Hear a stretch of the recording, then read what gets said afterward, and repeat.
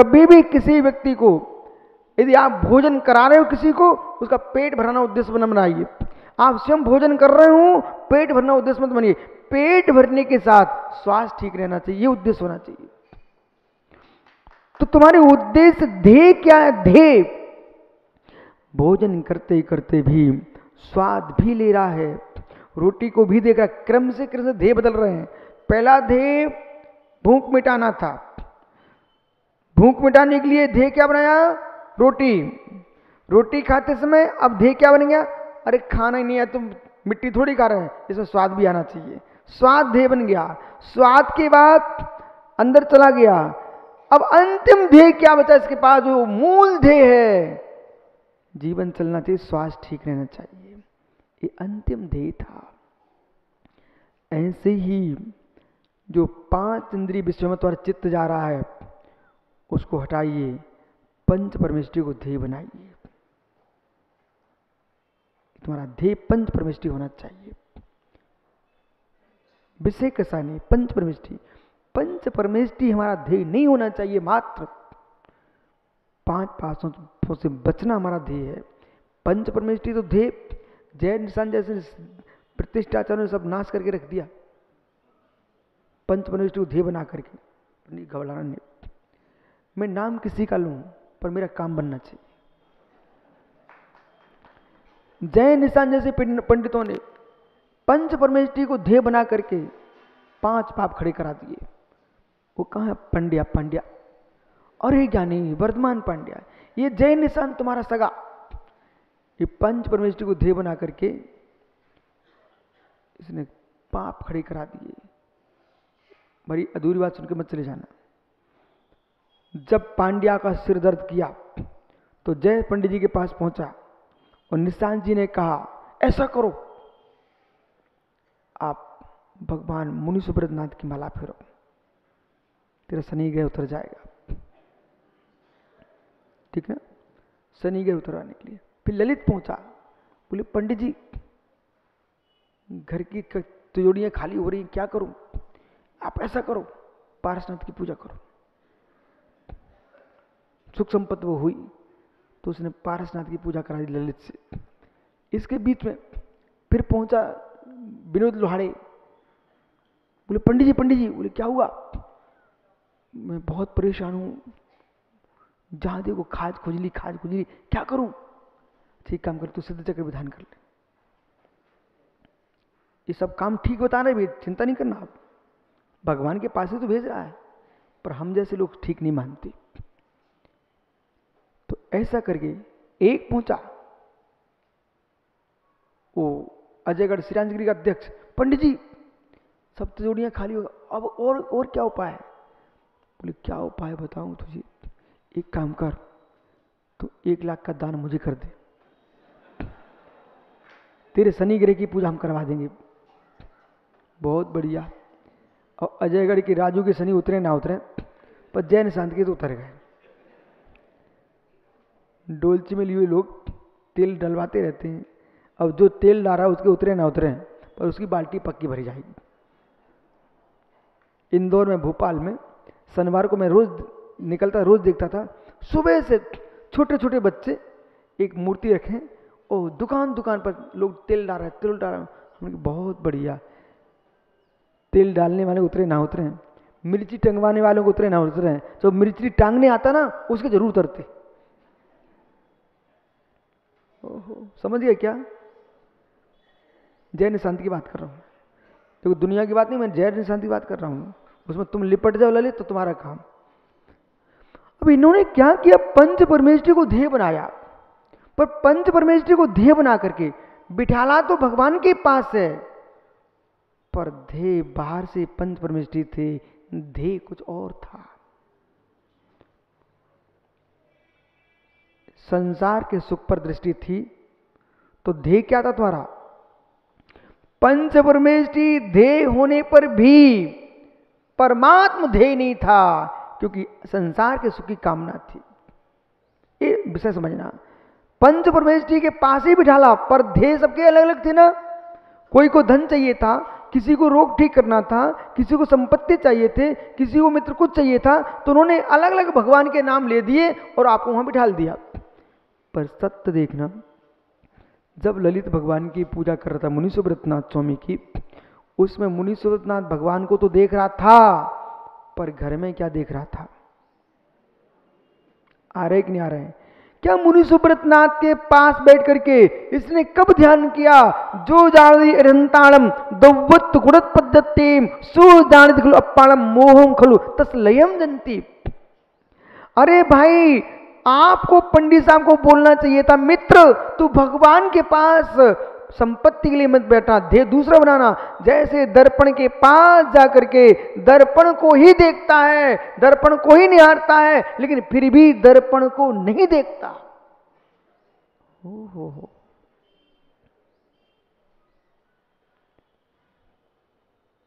पंडित जी समझाओ ना मुझे।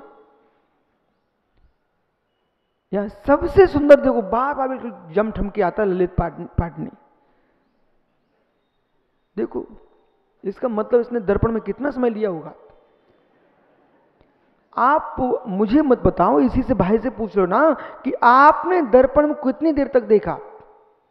पांडे पूछ लो ना, तुम्हारा तो अध्यक्ष है, अध्यक्ष मान लो, एक क्षण को बेटा मान लो, भतीजा मान लो, कुछ भी मान लो, लेकिन बोलो। हो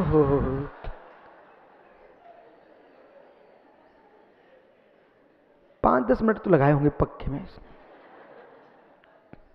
हे मित्र, कितनी तो दर्पण को देखते रहे, पर तुम गोरा होने वाला तो नहीं है। दर्पण से ये पता चल जाता कि चेहरा कैसा है, बराबर। फिर भी दर्पण में जब ललित दर्पण देख रहे थे आप, आंखें दर्पण को देख रही थी, सत्य है, पर आंखें दर्पण को नहीं देख रही थी, ये भी सत्य है। पहला ध्येय तुम्हारा दर्पण को देखना था, पर दर्पण में देखने का ध्येय क्या था? अपना चेहरा देखना था।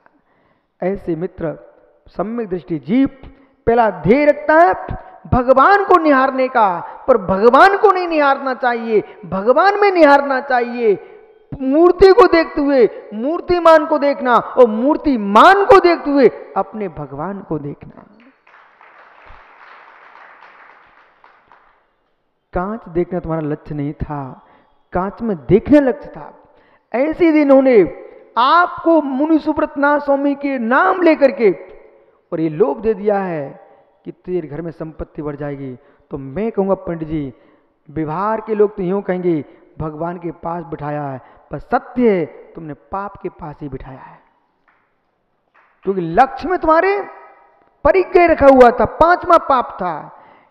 बल्कि होना यही चाहिए था कि पंडित 3 लोग के नाग के चरणों में चले जाओ, एक भी तीर्थंकर गरीब के घर में नहीं जन्मा है, ये सब क्षत्रिय लोग हैं, सम्राटों के बेटे हैं।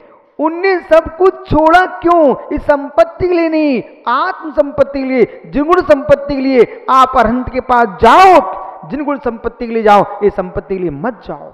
तब मैं कहूंगा कि जय निशांत आपने धर्म में लगा दिया है। कुछ कहना मित्र? चुपचाप बैठो, इसी में शांति है। जय भैया, कुछ तो करो मित्र, अन्यथा लोग आप ही जगह जगह मुनि सुब्रतनाथ भगवान को शनि ग्रह बना रहे हो। आपको अभी मीठा लग रहा है, अभी मीठा लग रहा है,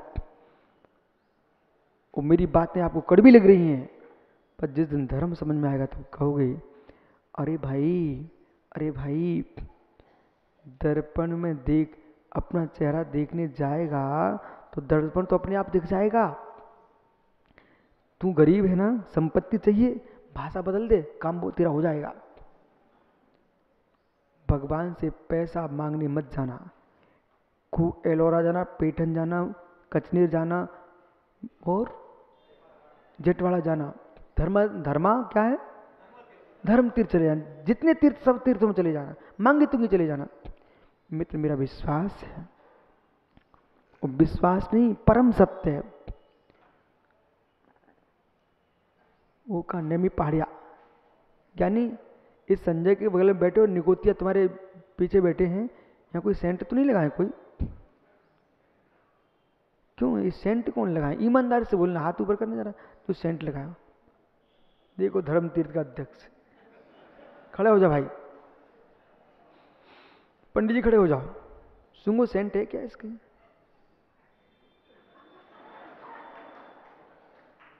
खुशबू नहीं आ रही तो क्या सेंट नकली था कि तेरी नाक नकली है? हैं? भैया समझ, फिर से देख। हाँ, देखो ये होता गुरु के शब्दों का प्रभाव, और उसको सुगंध आने लग गई। भैया इसलिए पूछा था, सुन पंडित जी, कि वो सेंट लगा के आया है, ईमानदारी से बोलना, पैसे आपके लगे कि उसके लगे? उसी के लगे। और किसके शरीर में लगा है? उससे बोलना, तेरा सेंट तुझे कोई खुशबू नहीं दे रहा, पर खुशबू तो मैंने ली है, बोल। ठीक है ना भाई? है मित्र, कोई भी सेंट लगा के आया हो, बस सामने वाले को सुगंधित हो। बेटा समझ, इनके सेंट था, जहां सेंट होगा वहां से निकल के जाएगा तो सुगंध आएगी कि नहीं आएगी? ईमानदारी से आएगी। तालाब के किनारे से निकलोगे शीतलता आती है, कमल के तालाब से निकलोगे सुगंध भी आती है, शीतलता भी आती है। हम 3 लोग के चरणों में जाएंगे, हमारे पाप शांत ना हो और पुण्य की सुगंध ना आए, ये हो नहीं सकता। इसलिए घर में कह रहा पैसा पैसा, उससे कहना तो भगवान के पास जाके बैठ जा, तो शांति से बैठेगा, परिणाम शांत होंगे, असाता समाप्त होगी, साता बढ़ेगी, पैसा अपने आप आएगा। हमारे भगवान शनि भी नहीं बन पाएंगे, तो तुम्हारा काम भी हो जाएगा। अब मैं कर्णन योग से बोल रहा हूं भाई, आगम से बोल रहा हूं। बताओ ललित, बात समझ में आ रही कि नहीं आ रही? अब नहीं कह सकते महाराज जी आगम समझ में नहीं आता। आ रहा है कि नहीं आ रहा है? ये आगम ही चल रहा है मित्र, अनागम नहीं चल रहा है। इसलिए पंडित जी, देह अलग अलग हैं, बैठ जाओ ये सब लोग, देह अलग अलग हैं, देह अलग अलग हैं, देह अलग अलग हैं, तो सम्यक दृष्टि जीव का जो देह है वो गहरा है। भगवान का ध्येय ध्यान करना नहीं होता है, भगवान बनना होता है। इसलिए भगवान का ध्येय जो हम कर रहे हैं वो यहीं तक नहीं है हमारा, मेरा ध्येय तो भगवान बनना है। आपका समय हो गया हो, क्या बताऊं, ये 170 नंबर की श्लोक की भूमिका चल रही है। 2 दिन हो गए, प्रारंभ नहीं हुआ अभी, कल फिर आओगे क्या मित्र? पर्याय तो पुनः चर्चा करूंगा। आज के विषय को घर में चिंतन करना, और मैंने तो कुछ भी नहीं समझ में आया तो इतना समझ लेना कि घास पास कितने खा लो और 1 किलो घी पी लो, पी मत लेना भाई, शक्ति बराबर आएगी। आत्मा स्वभावम परिभाव भिन्नम, आत्मा स्वभावम परिभाव, आत्मा का स्वभाव प्रभाव में भिन्न महावीर सौम्य। वो दृष्टि के विषय पर चल रहा है। वस्तु वस्तु है, दृष्टि दृष्टि है, दृष्टि से वस्तु की ओर जाता है। एक आंखों से देखने वाली दृष्टि है जो कि चाक्षुष है। दर्शन एक नहीं है, दर्शन 4 है। चक्षु दर्शन, अचक्षु दर्शन, अवधि दर्शन, केवल दर्शन। वो चक्षु दर्शन है, उसकी बहुत सीमा कम है, समझो ज्ञानी, उसकी सीमा बहुत कम है। जो अचक्षु दर्शन है वो असीम है। चक्षु दर्शन के लिए मात्र 1 इंद्रिय सहकारी है, अचक्षु दर्शन के लिए 4 इंद्रिय सहकारी हैं और 5वां मन। 4 इंद्रिय से अचक्षु दर्शन होता है, मन से अचक्षु दर्शन होता है। जो मन से चक्षु दर्शन हो रहा है, जो मन का चक्षु दर्शन जो दृष्टि है, जो भी तत्व निर्णय है, तत्व चिंतन है, ये तुम्हारी अचक्षु दर्शन में की दृष्टि से जब मन से चिंतन करता है, अचक्षु दर्शन में प्रविष्ट होता है, ऐसा साधक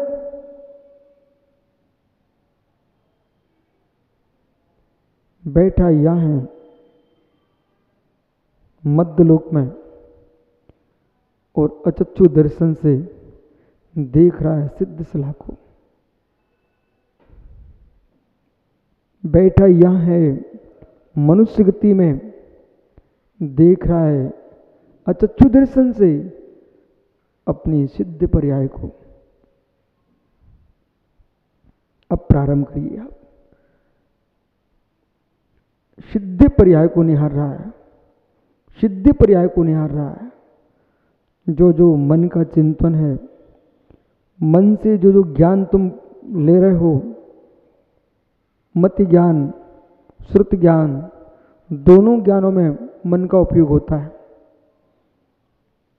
एक में साक्षात, एक में कारण कार्य व्यवस्था। मति ज्ञान पूरक श्रुत ज्ञान होता है, श्रुत ज्ञान मति ज्ञान पूरक होता है, मति ज्ञान मन पूरक होता है। इसलिए कारण में कार्य को देखना पड़ेगा। तो जो जीव, आप जो प्रवचन सुनते हो, बाहर का बना हुआ विषय, अब भीतर जाके देखो, दृष्टि का विषय, दृष्टि का विषय, दृष्टि का विषय गहनतम है। दृष्टि का विषय गहनतम है। जो देख रहे आंखों से वो वस्तु है, जो आंखों से नहीं देख रहे हो पर है, वो दृष्टि का विषय है। वो दृष्टि का विषय इतना आनंद देता है, इतना आनंद देता है। दृष्टि के विषय पर जिसका विश्वास जम चुका है, वो वर्तमान की वस्तु को छोड़ देता है। दृष्टि का विषय जिसका गहनतम बन चुका है, वर्तमान की वस्तु को छोड़ देता है। परमार्थ में या लोक में, परमार्थ में या लोक में। माना कि एक कोई पुरुष है, एक पुरुष है, उस पुरुष ने एक शादी की है, वो शादी उसके सामने पत्नी है, परंतु उसे मालूम चला कि दूसरे नगर में एक सुंदरी कन्या है, अविवाहित है, वो भी मेरी पत्नी हो सकती है, ऐसा विचार कर रहा है।